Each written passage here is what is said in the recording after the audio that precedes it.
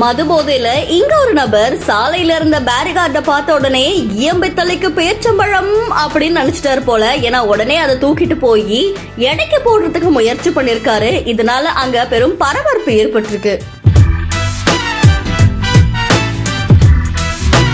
நீலகிரி மாவட்டம் உதகை மெயின் பஜார் பகுதியில போக்குவரத்து நோ பார்க்கிங் எச்சரிக்கைக்காக பல்வேறு இடங்கள்ல காவல்துறையினர் அந்த இடத்துல அறிவிப்பு பலகைகள், அதுக்கப்புறமா பேரிகார்டு இது மாதிரிலாம் வச்சிருக்காங்க.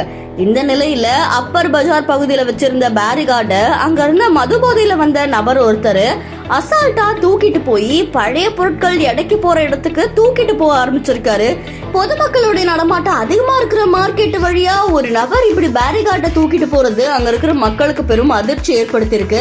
அதுக்கப்புறமா தகவல் அறிஞ்சு வந்த போக்குவரத்து காவல்துறையினர் அவர்கிட்ட இருந்த அந்த பேரிகார்டை வாங்கி அவரையும் B1 காவல் நிலையத்துக்கு அழைச்சிட்டு போயிருக்காங்க.